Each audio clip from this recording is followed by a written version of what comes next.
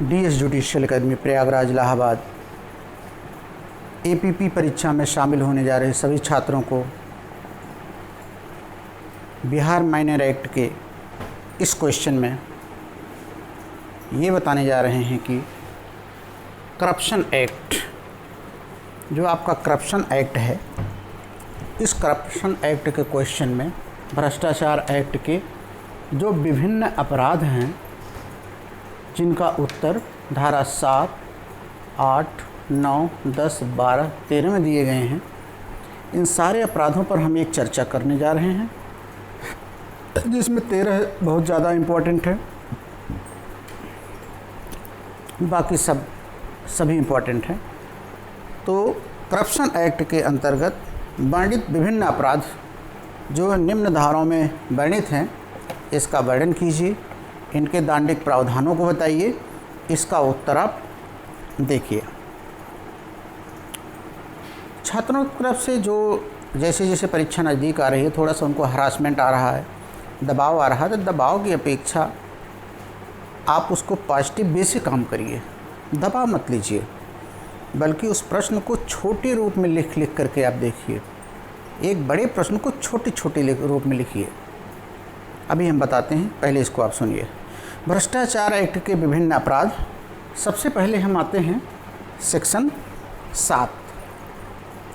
Section 7 में जो अपराध दिया गया है भ्रष्टाचार एक्ट के, उसको हम लेते हैं। इस सेक्शन 7 को 3 भागों में हम बांट करके आपको पढ़ाते हैं। 3 भागों में। लोक सेवक जो पब्लिक सर्वेंट है, रिश्वत लेता है। क्यों रिश्वत लेता हो?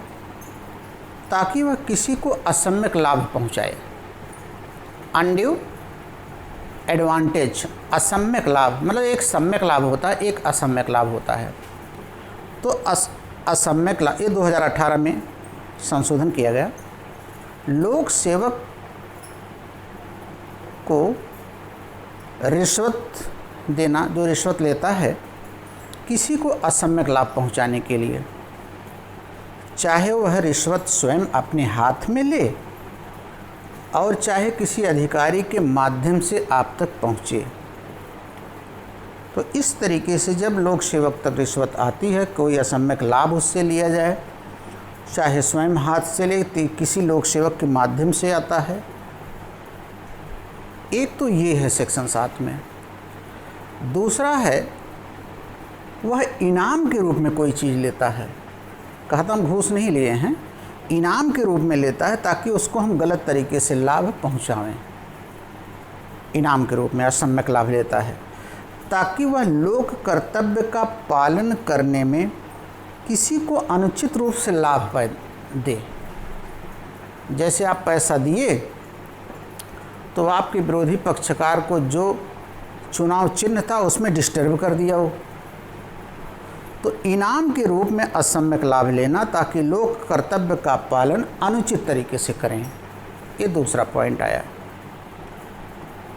तीसरा है कोई अनुचित आप लाभ लेते हैं ताकि किसी कर्तव्य से आप अलग रहें, किसी कर्तव्य से अलग रहें। मान लीजिए आप चौकीदार हैं, हम गेट से हट जाएंगे, आप जा कर के माल निकाल लीजिए।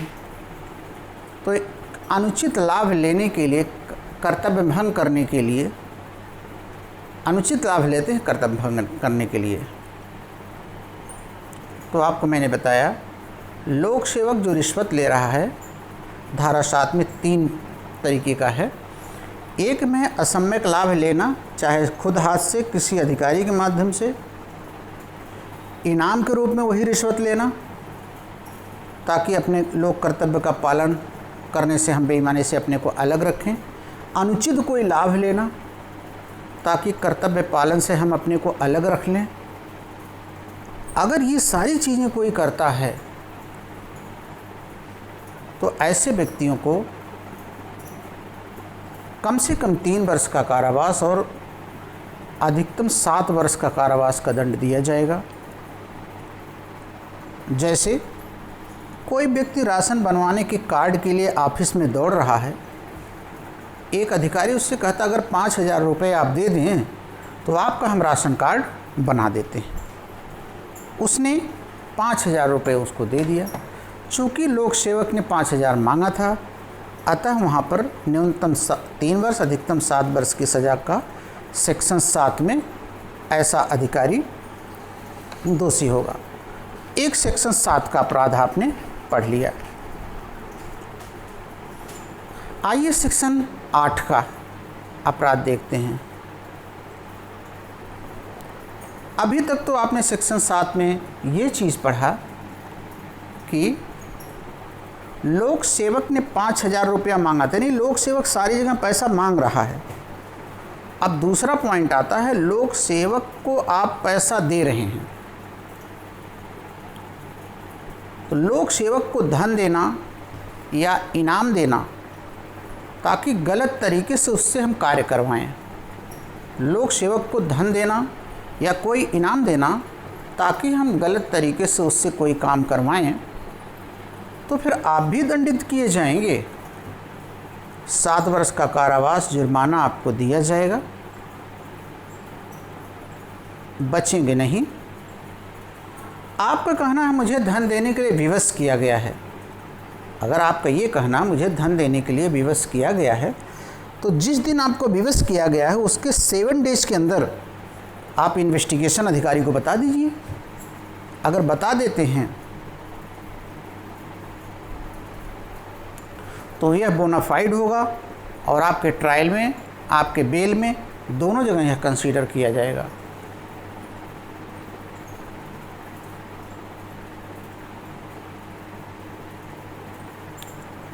इसका उदाहरण हम लेते हैं।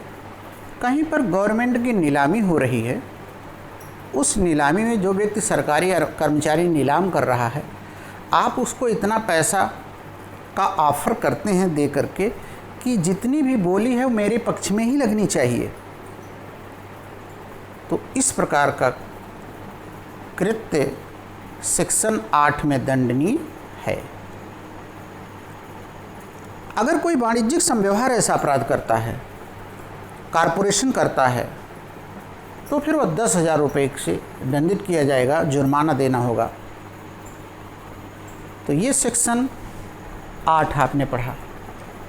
अब आते हैं सेक्शन 9 के बारे में, आपको बताते हैं विभिन्न अपराधों के बारे में। अगर कोई वाणिज्यिक संगठन का लोक सेवक है और रिश्वत देता है, कोई वाणिज्यिक संगठन चलती है, तमाम NGO चलती हैं, रजिस्टर्ड सोसाइटीज़ चलती हैं, ये सारे लोग रिश्वत देते हैं, तो चूंकि इनकी बॉडी नहीं होती है अतः इनको सज़ा तो नहीं दी जा सकती है, फिर भी जुर्माने से ये दंडित होंगे, लेकिन अपराध कॉग्निजेबल होगा। ऑफेंस सेक्शन 9 का संज्ञेय होगा। अगर वाणिज्यिक संगठन ने किया है तो फिर अपराध संज्ञेय होगा। सेक्शन 10 एक और महत्वपूर्ण प्रोविज़न की बात करता है। सेक्शन 10 जो भी सेक्शन 10 कहता है, जो भी सचिव होंगे वाणिज्यिक संगठन के, जो भी डायरेक्टर होंगे, उनको न्यूनतम 3 वर्ष अधिकतम 7 वर्ष की सज़ा दिया जाएगा, क्योंकि ये जिम्मेदार व्यक्ति होते हैं। वहीं धारा 12 में कहा गया है, करप्शन एक्ट के अपराधों में जिसका अबेटमेंट अगर करते हैं तो उस अबेटमेंट के लिए सज़ा दी जाएगी। दुष्प्रेरण के लिए भी 3 साल की न्यूनतम सज़ा और अधिकतम 7 वर्ष की सज़ा दी जाएगी। एक महत्वपूर्ण धारा है सेक्शन 13, जिसमें है क्रिमिनल मिसकंडक्ट, आपराधिक अत्याचार। जो प्रॉपर्टी आपको सौंपी गई है, क्रिमिनल मिसकंडक्ट कहाँ आप करते हैं? जो IPC में 406 में होता था, यानी ब्रीच ऑफ ट्रस्ट किया जाता था। जैसे लेखपाल के कब्जे में ज़मीन थी ग्राम सभा की, वहाँ से उसने डिस्टर्ब कर दिया, या थानेदार के पास बंदूक जमा थी वो डिस्टर्ब कर दिया, तो 406 IPC में मामले होते थे। यहाँ 13 में ये सारे मामले अब क्रिमिनल मिसकंडक्ट में आ गए, आपराधिक दुराचरण। तो अगर किसी के पास कोई संपत्ति रखी गई है, उसके कब्जे में है, उसका वह मिस एप्रोप्रिएशन करता है, दुर्विनियोग करता है, खुद अपने हाथों से दुर्विनियोग करता है या किसी तीसरे व्यक्ति को ऐसा करना सहन करता है। जैसे गेहूं का बहुत बड़ा गोदाम है, सप्लाई इंस्पेक्टर सारे गेहूं अपने घर पे भिजवा देता है, बाकी लोग जब ले जाते हैं किसी को बोलता भी नहीं है। एक अपराध तो 13 में ये है, miss appropriation of the property, संपत्ति का दुर्विनियोग स्वयं करना या दूसरे द्वारा करते हुए, सहन करते हुए देखना। अनलॉफुल इनरिच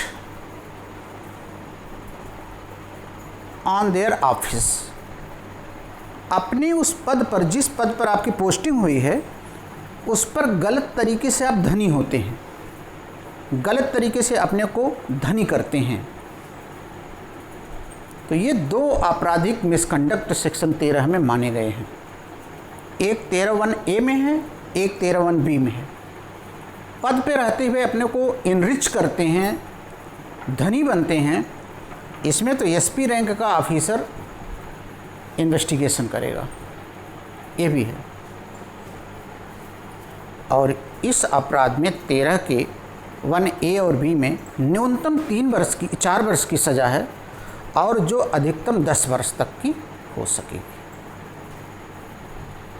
तो स्टूडेंट के रिक्वायरमेंट पे कि सर ज़रा सा सेक्शन 7 से 13 पर भी हमारी कुछ हेल्प करिए, आपकी हेल्प में हम ये सारी बातें बता रहे हैं, इनका आप अध्ययन कर लीजिएगा। और इस पर केस हम ऑलरेडी आपको एक दिन दे चुके हैं, जिसमें बहुत अच्छी पृथ्वीराज की केस बनाम स्टेट की है, जिसमें इन्वेस्टिगेशन पर अनावश्यक किसी को परेशान ना होना पड़े, उसमें प्रावधान किया गया, जो मैंने आपको पहले ही बता दिया है। अगली क्लास हम आपको जो बताएंगे बच्चों, जिस पर भय है आपको कि परीक्षाएं जैसे जैसे नज़दीक आ रही, भय होता जा रहा है, उस पर हम काम करने जा रहे हैं। हम आपको लिखना सिखाएंगे। बिल्कुल मत डरिए, डट कर मुकाबला करिए। जो डर गया वो मर गया। सभी छात्रों को बहुत बहुत शुभकामनाएं।